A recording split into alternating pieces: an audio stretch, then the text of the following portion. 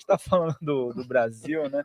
E, claro, tem muito contexto histórico que envolve e a gente sabe da espiritualidade que sempre está tendo algum papel.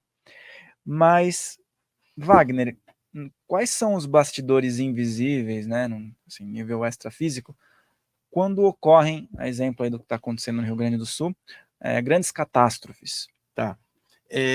Eu uso muito uma expressão tirada do japonês que é tsunami, o maremoto. A televisão e a internet magnificam muito as notícias hoje, tudo é muito rápido. Então, se eu pegar o exemplo de Porto Alegre, eu vou a Porto Alegre desde a década de 80. Eu tenho muitos amigos no Rio Grande do Sul, principalmente em Porto Alegre e Caxias do Sul. Eu gosto muito do Rio Grande do Sul e sou sempre muito bem tratado lá. Aprendi a amar o povo gaúcho. Eu falo isso de coração porque é verdadeiro. Uma cultura riquíssima, ligada à terra, à tradição. E eu cresci no Rio de Janeiro e hoje moro em São Paulo, as duas maiores cidades do país. E gostei muito da cidade do Rio Grande do Sul. Então, tem a Galeria Chaves, na Rua da Praia, Rua dos Andradas, que é uma galeria com 3 ou 4 andares de lojas.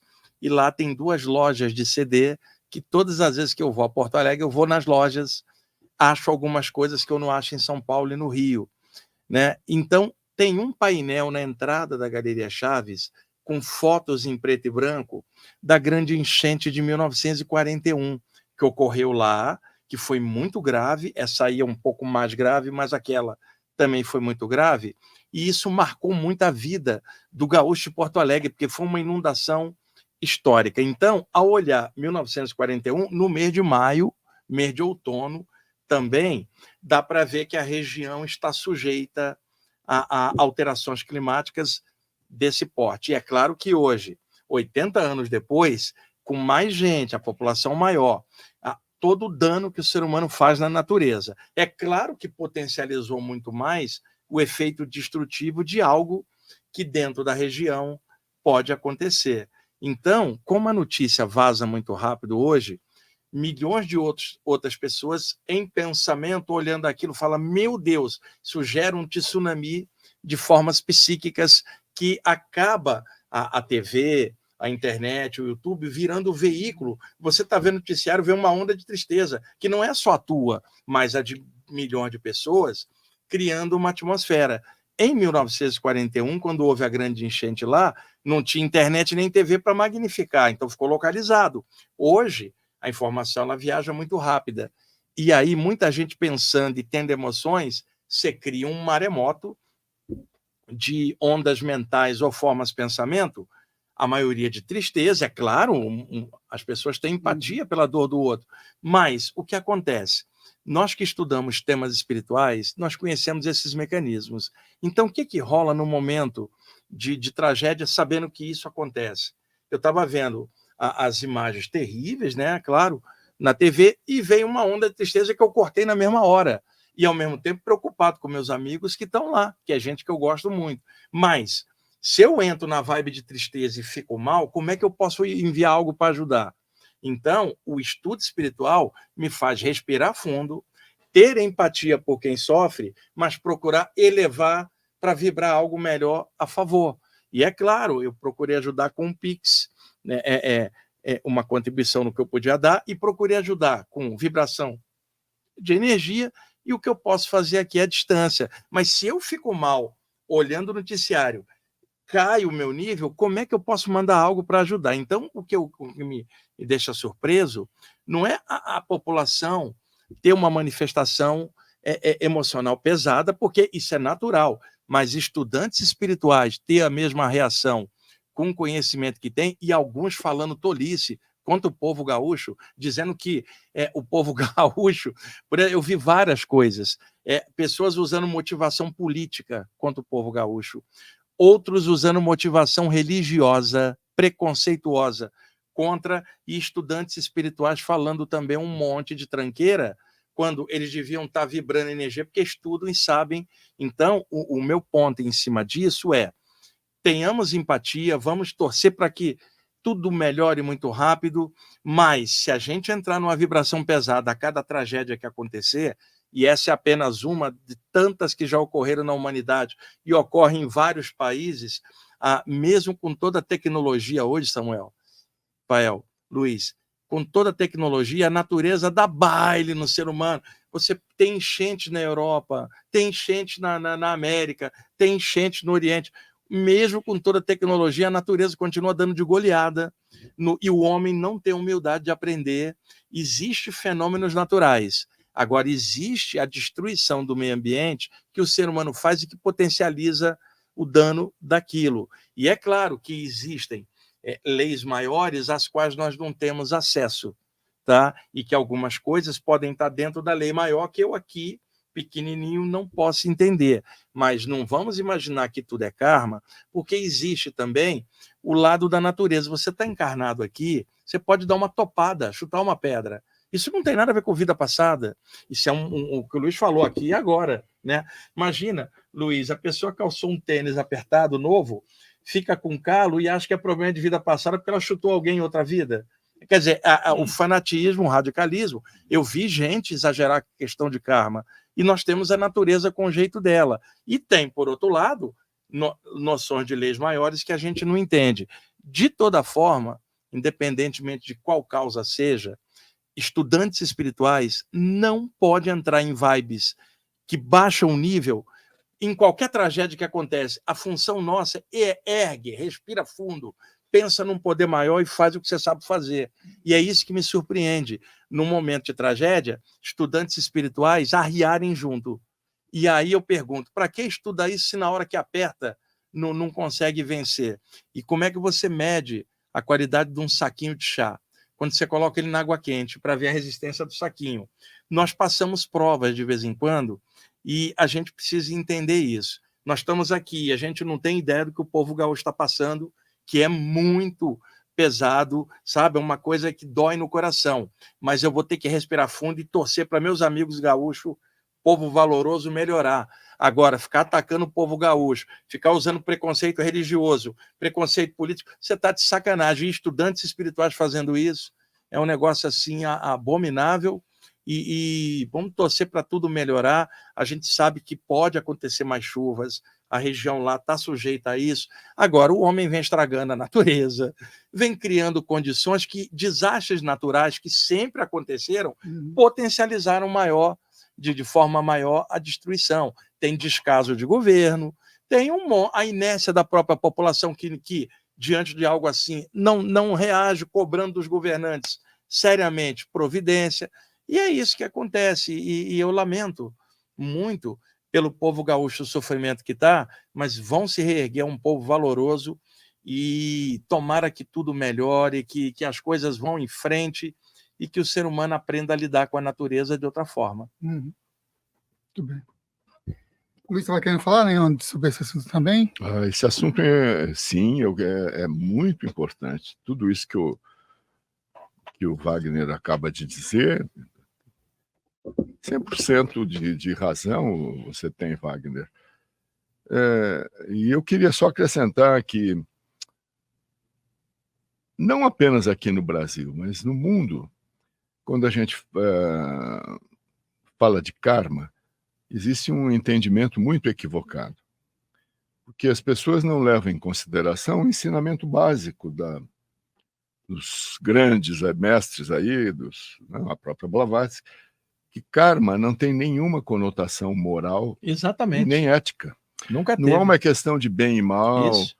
de pecado, crime e castigo. Isso. Eu pequei, você pecou, vai ser... Nada disso. É terceira lei de Newton. Karma é física. Causa gera efeito. Lei da natureza. A terceira, toda causa gera um efeito igual e contrário. Não tá? Então, quando você... Um exemplinho bem simples assim. Eu olho para aquela árvore de fruta, uma laranjeira daquelas grandonas, assim, vejo uma laranja maravilhosa lá na ponta do galinho. Eu quero aquela laranja. Estou tomado pelo desejo, eu vou catar essa laranja. Subo, vou andando pelo galinho. Quando eu estou para agarrar, o galho quebra e você se esborracha no chão. Está entendendo? É punição? Não é punição de nada. É simplesmente burrice, porque você não calculou que aquele galho não podia, você não tem condição de aguentar o teu peso. Foi tomado pelo desejo, né, de chupar aquela laranja, em vez de arrumar um outro jeito de pegar a laranja. Não foi lá, o galho quebrou. Eu entrevistei, em 1976, não, 75, porque no final de 75 eu já vim para São Paulo e assumi a Planeta. O John Coates, que foi o secretário-geral, presidente, não sei o que é, secretário-geral da Sociedade Teosófica, em inglês. Depois ele foi sucedido pela indiana, Radha a Burnier. Radha Burnier, que eu também conheci aqui no Brasil 2 vezes. Mas o John Coates estava no Rio, foi lá visitar a Sociedade Teosófica, foi dar umas palestras, e eu o entrevistei para a última hora no hotelzinho onde ele estava hospedado, bem lá no centro do Rio, bem modesto, por sinal. E no meio das perguntas, esse sempre foi um tema que me interessou muito, e eu perguntei para ele me explicar o que era karma. E ele me disse isso que eu estou falando aqui, não é da minha cabeça, né? Não, karma é física, é pura, é ciência pura. E a lei do karma, com todas as suas variantes, tanto se aplica para o mundo da matéria, quanto para o mundo das energias e também para o mundo sutil. Mas é lei de Newton, tá? E eu ouço muito falar em karma coletivo. O que é isso? Ele disse, sim, o karma de uma coletividade, tem o karma de uma pessoa, tudo tem karma, tudo. Tudo que se move gera uma ação no meio que gera uma reação. E gera uma reação. Então, tudo tem karma. Você pega essa xícara, põe aqui, é uma ação, você criou um karma. E eu vou te dar um exemplo de karma coletivo. Como é que isso aí funciona? Aí ele contou. Meu país, a Inglaterra. Meu país deitou e rolou em cima de vários povos que foram colonizados pela Inglaterra, povos africanos, povos asiáticos, povos da América Latina, etc. Pintamos e bordamos. Fomos lá, mandamos com forças, nós éramos mais fortes militarmente falando, né?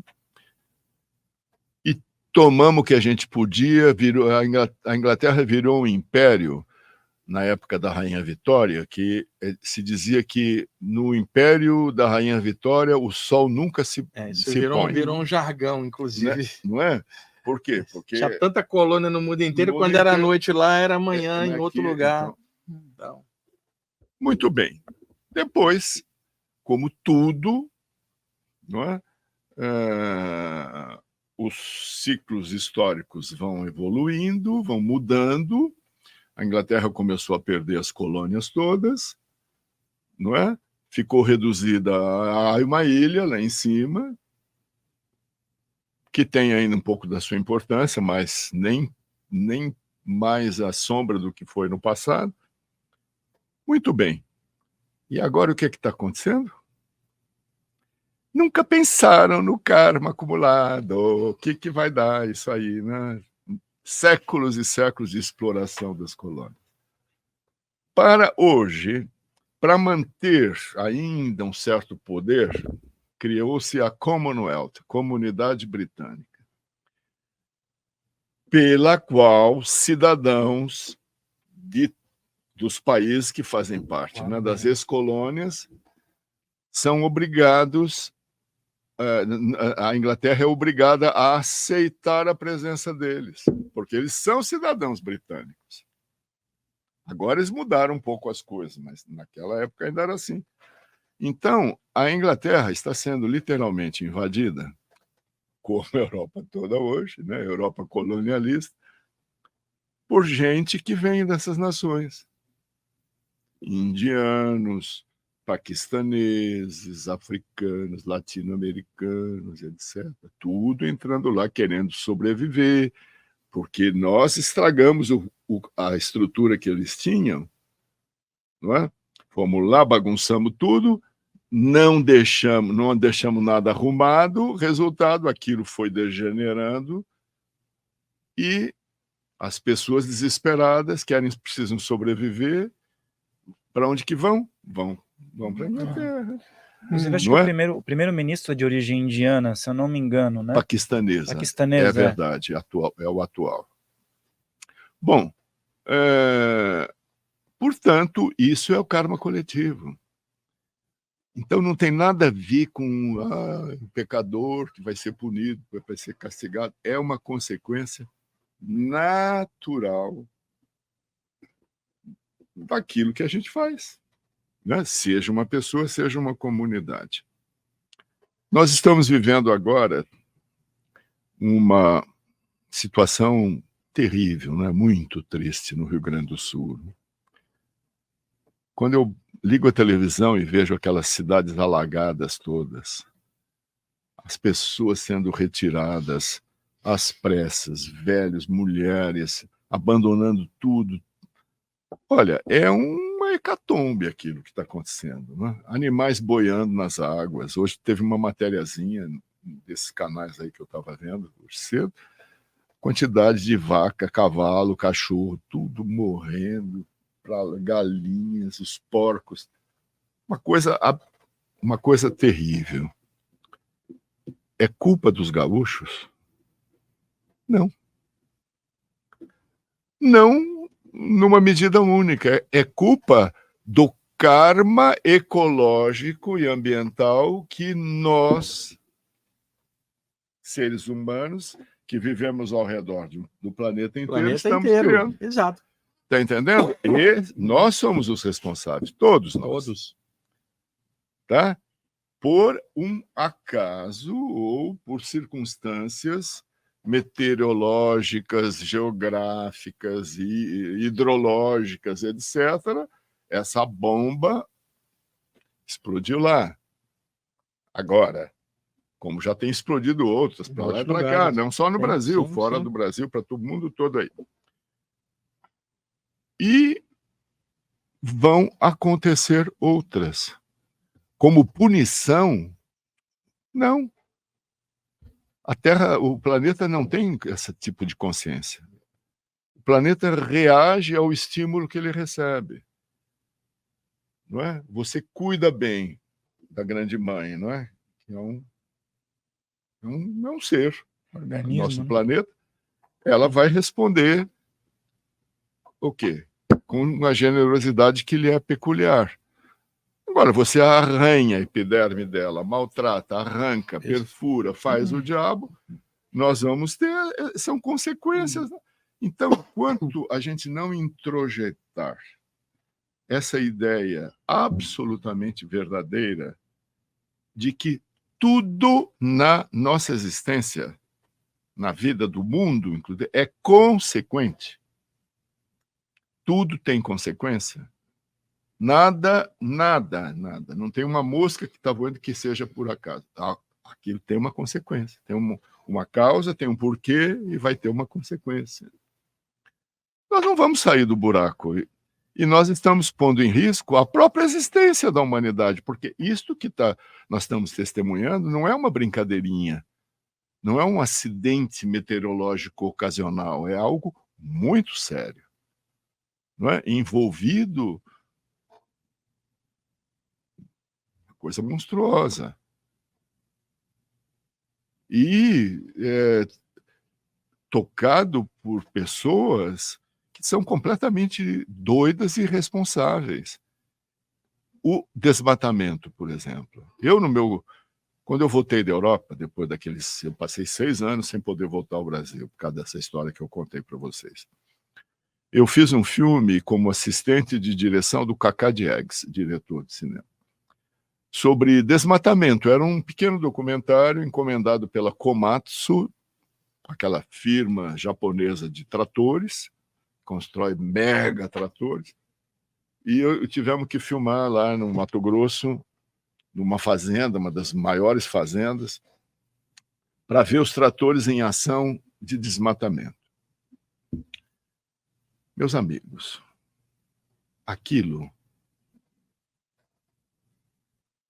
Olha, aqueles caras, se eu tivesse o direito de julgar, eu mandava para o inferno. Porque o que eu vi não está no gibi. Haviam 2 tratores, vou contar bem rapidinho, gigantescos, e uma área toda ser desmatada. Floresta virgem, porque o cara era um insaciável fazendeiro. Soja e cana-de-açúcar, mais aquele aí no Cerrado, que ele queria, já chegando no comecinho da Amazônia. Ele já tinha área plantada e desmatada do tamanho do Luxemburgo, sei lá, de um pequeno país europeu. O cara queria mais. Bom, e super feliz, super contente, mostrando o que ele estava fazendo. Um trator era colocado aqui, num lado de uma área determinada da floresta, o outro aqui, e eles eram ligados por uma corrente, um ao outro, mas a corrente era dessa grossura, sim. E o trator era capaz de arrastar um edifício, eram tratores muito poderosos. Então, os 2 tratores eram ligados e começavam a puxar, naquela meia-lua da corrente, todo aquele pedaço imenso de floresta. Então, a gente que estava assim meio ao lado, de repente eu comecei a ver a floresta andando. As árvores se moviam, tremiam assim, se movendo. Por quê? Porque estavam sendo arrancadas, derrubadas.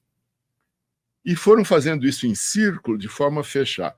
Quando ficou bem pequenininho, houve um apito, mandaram o trator parar, eles pararam. Por quê? Porque eles tinham chegado a um momento que eles chamavam de ponto crítico. O que era esse ponto crítico? Era um momento em que os animais da floresta, que tinham ficado aprisionados lá dentro, anta, capivara, onça, pássaro, ema, enfim, veados, caititu, aquele porco do mato, desesperados porque eles não tinham mais para onde ir, o que eles faziam? Saíam em corrida desabalada. Então, nesse momento que os caras já, não é, com a sua tecnologia que previa tudo, já sabiam que eles iam escapar, tentar escapar. Atiradores postados. Pô, e riam e não sei o quê. E o dono da fazenda, olhem, mostrando para mim, para o Kaká, para a equipe de cinema, como se aquilo fosse um espetáculo deslumbrante, tá entendendo? Uma coisa assim, é uma ópera. E eu disse, não. Eu até comentei isso com o Kaká, falei, Kaká, enquanto em nosso país e no mundo as lideranças tiverem esse tipo de consciência ou de inconsciência que esse homem tem e essas pessoas aqui têm, e essa ganância, nós estamos condenados, a gente vai para o buraco. Isso é karma, tá entendendo? Esse é o grande karma. Então, no Rio Grande do Sul, isso que está acontecendo, repito, isso não é culpa dos gaúchos. Isso é uma responsabilidade Da humanidade inteira. muito maior, de um estado de consciência doentio, patológico que nós estamos vivendo, que é o de desrespeito à nossa mãe terra, gente. É isso. Gostou desse corte? Se você gostou, então você pode apreciar também o episódio completo. O link está aqui na descrição. E se você quiser material extra, convido que você acesse o Clube Consciência. Link também aqui na descrição. Que as melhores energias cheguem até você.